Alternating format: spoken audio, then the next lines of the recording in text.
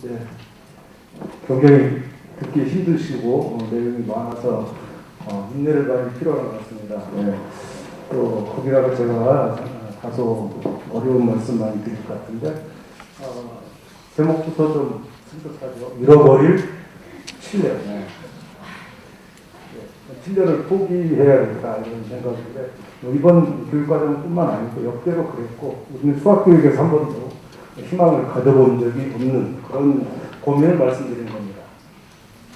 목차는 대개 6가지 정도 이렇게 보시면 되고요. 왜 7년을 포기해야 되는가? 라는 건데 지금까지 우리는 이 비정상적인 수학교육 운영을 해왔고 이번에도 그 실패를 해결하는 건 불가능하다. 그런 대안이 없다는 것과 특히 교육부를 가장 원망하고 싶은데 교육과정 수업과 평가 일체화를 주장하면서도 포기한 거다. 그래서 이 교육과정 분석가 대단히 중요한데 이것만으로는 학교 수업과 평가를 견인할 수 없다. 지금까지 못해왔고 앞으로도 못할 거다. 이번 교육과정에서도 차기 교육과정은 꼭 했으면 좋겠다. 그런 소망을 가져보고 7년을 기다리겠습니다.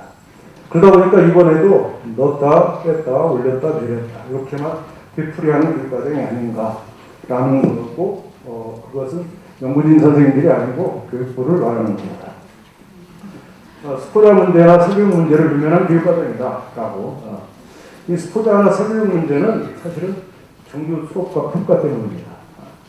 거기서 유발돼서 사교육 스포자가 생기는 것이고 그런데도 교육부가 그동안 수학교육의 종합계획을 세워서 애를 썼지만 여기에 주로 주된 것은 방과 후 체험활동에 집중하는 등의 현장 의견을 많이 무시했다.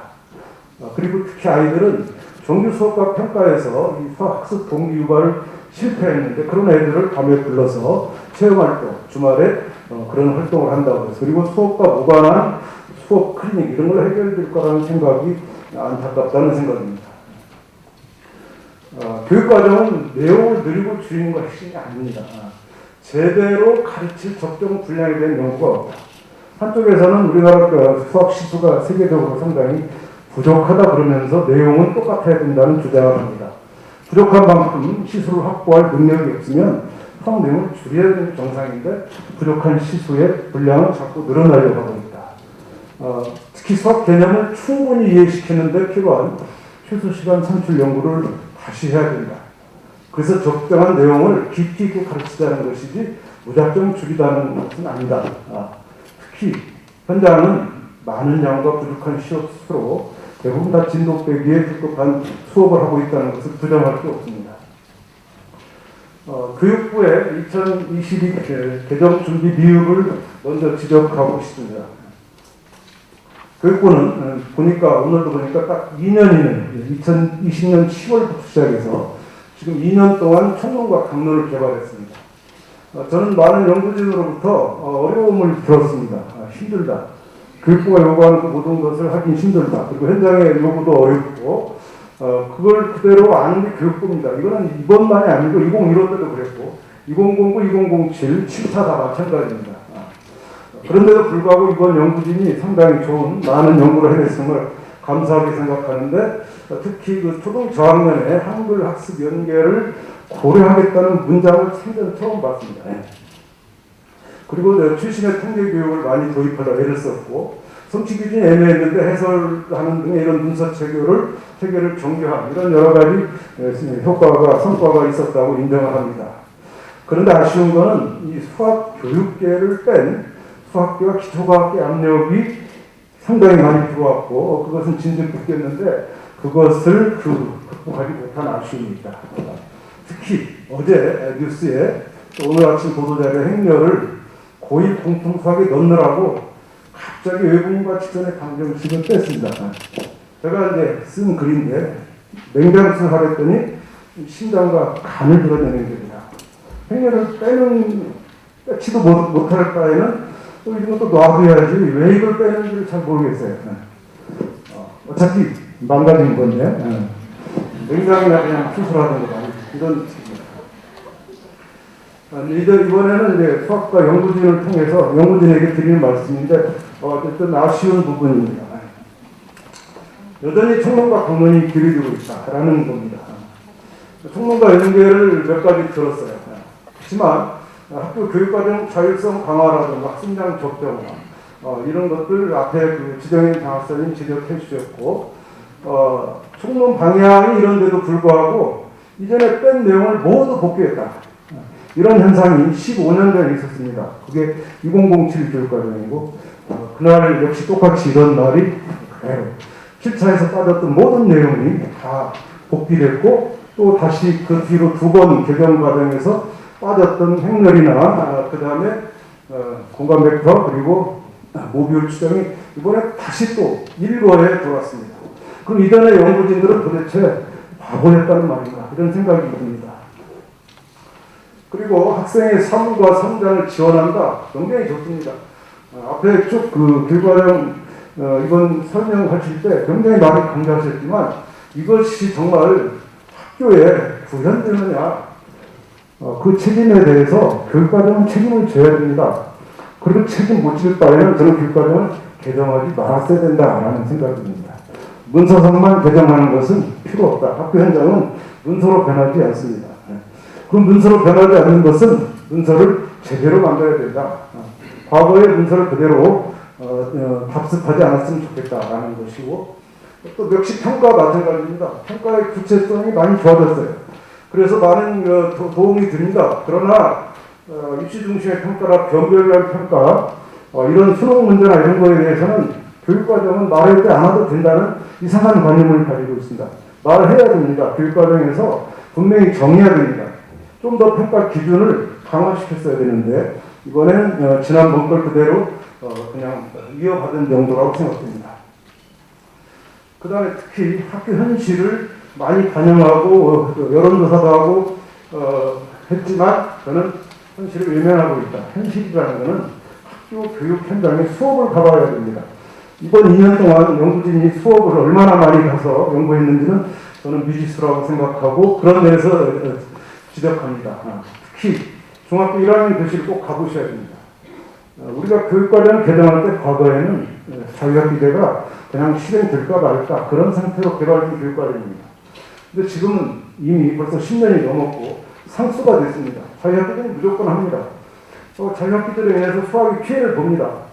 그건 학교 현실인데 그것을 계속 외면하고 자유학기제에 대한 여파로 실제로 이 절반 이상 학교는 3단위 또는 3.5단위밖에 하지 못하는 것을 그냥 4단위로 중요를 편성하고 있고 이런 현실입니다.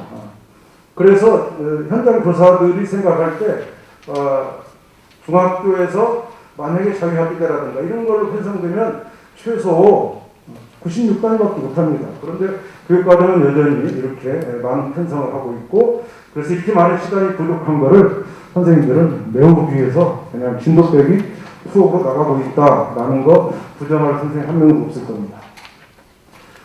고등학생은 슈퍼맨인가 이런 말을 써요.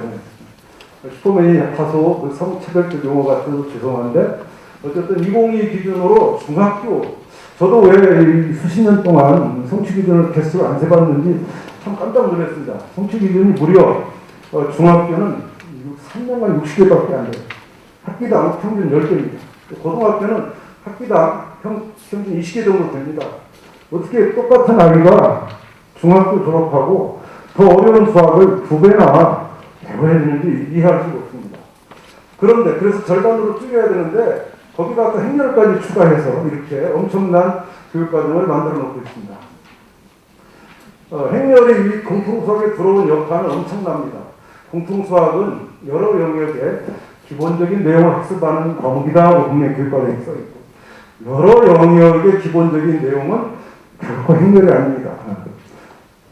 이번 연구에 참여한 수학교육 전공 교수들은 아마 공통 행렬이 수학의 여러 영역의 기본적인 내용을 학습하는 성격이다라고 인정하시는 분 없다고 그럼 학교를 그만두셔야 되고요. 그래서 그 여파로 2차 함수가 중학교 4학년, 중3의 대표값이 중1로 여러 가지 이유를 댔지만 이거는 평상시 같은 이해합니다. 그렇지만 행렬 때문에 내려갔다는 것을 부정할 수 없습니다. 행렬은 원래도 2009에서 없어질 때 선택 과목이었습니다. 그게 왜 필수로 돌아야 되는지 이해할 수가 없습니다. 그러니까 초동 얘기 한마디 더 하면, 초동 얘기는 이 김책이 정말 문제입니다. 김책은 제가 2015에서도 여러 가지 언론의 보도를 통해서 지적했는데, 지금도 여전히 이 김책의 일부 문제 수준이 교과서하고 맞지 않습니다. 교과서 훨씬 높은 수준의 문제이기 때문에 사교육을 통해서밖에 그 사교육 심화 문제들을 베껴놓은 느낌입니다. 빨리 이 김책을 교과서 수준으로 원상 회복시켜 주시고, 교과서 분량이 이쪽으로 획일화되어 있습니다. 중고등학교는 분량 그렇게 획일화되어 있지 않습니다. 자유스럽게 해야 되는데 초등학교는 기계적으로 되어 있다는, 그래서 그러다 보니까 수업에서 애들이 배움이 충분하지 못한 상태에서 무리하게 점프하거나 마무리하는 경우가 발생합니다.